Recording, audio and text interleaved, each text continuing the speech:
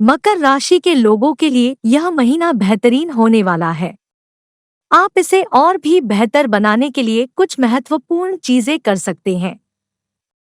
जो चीजें आपके जीवन में सबसे ज्यादा मायने रखती हैं, उनके बारे में सोचने के लिए समय निकालें। यह सकारात्मक सोच आपको बुरी चीजों की बजाय अच्छी चीजों पर ध्यान केंद्रित करने में मदद करेगी। इसके अलावा नियमित रूप से आभार व्यक्त करने का प्रयास करें। यह आपको खुश महसूस करवा सकता है, आपके रिश्तों में सुधार कर सकता है और आपके कल्याण को बढ़ावा दे सकता है। बुध के 1 अक्टूबर 2023 को कन्या राशि में प्रवेश करने के साथ ही आपके लिए अपनी देखभाल करना अधिक महत्वपूर्ण हो जाएगा। आपके लिए अपने शरीर, मन और आत्मा की देखभाल करना आवश्यक है।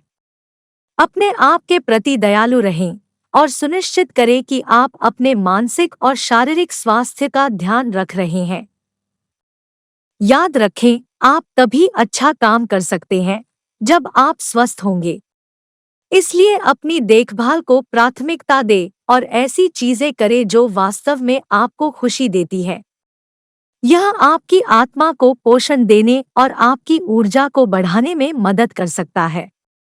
शुक्र 2 अक्टूबर 2023 को सिंह राशि में प्रवेश करेंगे। याद रखें कि व्यक्तिगत विकास और आत्म सुधार निरंतर साथी होना चाहिए। पढ़कर, प्रेरणादायक सलाहकारों से सीखकर या वर्कशॉप और वेबिनार में भाग लेकर आपको अपने ज्ञान को बढ़ाने पर ध्यान केंद्रित करना चाहिए।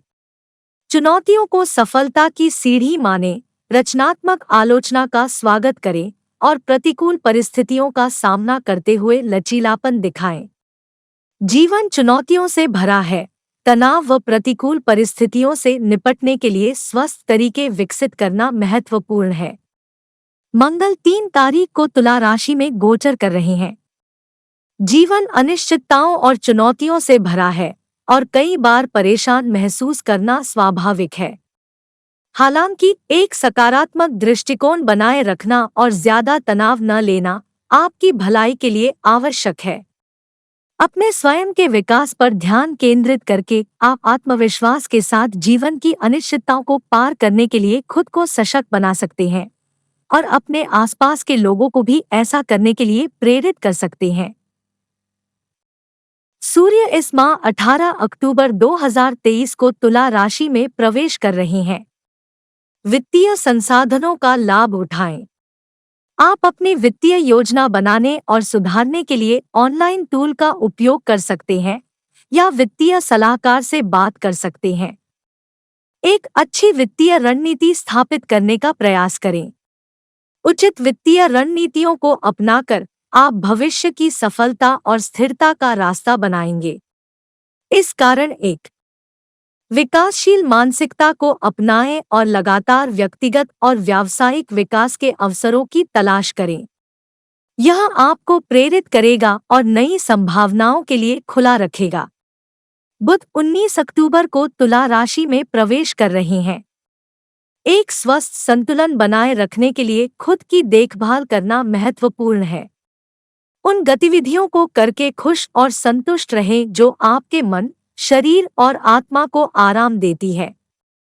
नियमित व्यायाम करें, ध्यान लगाने का प्रयास करें या किसी नई हॉबी में शामिल हो जाएं जो आपको खुशी देती है। आराम और अच्छा महसूस करने के लिए समय निकालना याद रखें। अपने आप की देखभाल करके आप जीवन की विभिन्न चुनौतियों को संभालने के लिए बेहतर तरीके से तैयार होंगे। राहु 30 अक्टूबर 2023 को मीन राशि में प्रवेश कर रहे हैं।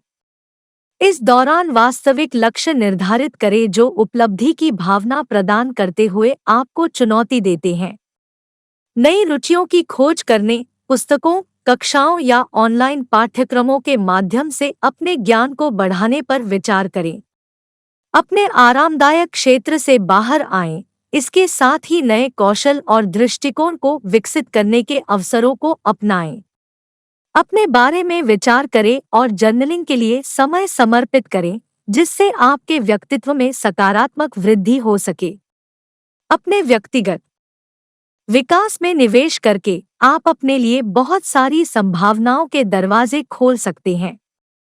केतु भी उसी दिन कन्या राशि में गोचर करेंगे। यह एक चुनौतीपूर्ण समय होगा और इसलिए समर्थन मांगना महत्वपूर्ण है। कनेक्शन को बेहतर बनाने के लिए अपने परिवार और दोस्तों के साथ अपने विचारों और भावनाओं को साझा करें। वे एक नया दृष्टिकोण प्रदान कर सकते हैं, भावनात्मक समर्थन प्रदान कर सकते हैं और आपको कठिन परिस्थितियों का सामना करने में मदद कर सकते हैं। याद रखें, आप अकेले नहीं हैं और समर्थन मांगना एक ताकत है, कमजोरी नहीं। अक्टूबर का महीना आपके लिए जीवन में नई शुरुआत करने के लिए एक बेहतरीन समय होने वाला है। आप समझेंगे कि ग्रहों की चाल आपके व्यक्तिगत जीवन में सकारात्मक वृद्धि का संकेत कैसे दे रही है और यह सीधे आपके करियर पर बहुत प्रभाव डाल रही है। आप आवश्यकता पड़ने पर सही कदम उठाएं ताकि आप महत्वपूर्ण अवसरों से चूक न जाएं। सफलता तब मिलेगी जब आप इस महीने खुद को प्राथमिकता देना शुरू कर देंगे। और जांघों में दर्द हो सकता है। हालांकि इस माह में राहु तीसरे भाव में और केतु 9वें भाव में विराजमान है, जिस वजह से इन जातकों के स्वास्थ्य में सुधार हो सकता है। प्रेम और वैवाहिक जीवन की बात की जाए तो यह महीने आपके लिए थोड़ा कठिन साबित हो सकता है, क्योंकि पार्टनर के साथ वाद विवाद होने की आशंका है। ऐसे में एक दूसरे से अलग होने की भी स्थिति बन सकती है।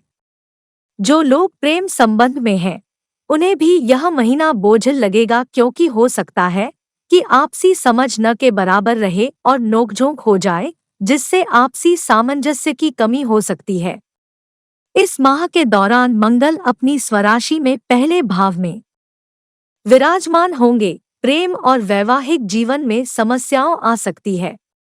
प्रेम ग्रह शुक्र दशम भाव में विराजमान है और इस वजह से वैवाहिक जीवन में कुछ उतार चढ़ाव आ सकते हैं। लेकिन साथ ही वैवाहिक जीवन में गंभीर समस्याएं नहीं आ सकती हैं। पारिवारिक जीवन के लिहाज से इस महीने मकर राशि के जातकों को उतार चढ़ाव का सामना करना पड़ सकता है। इसका कारण यह है कि इस महीने अधिकांश ग्रहों की स्थिति अनुकूल नहीं है। बृहस्पति आपके कुंडली के तीसरे और 12वें भाव के रूप में चौथे भाव और शनि दूसरे भाव में है।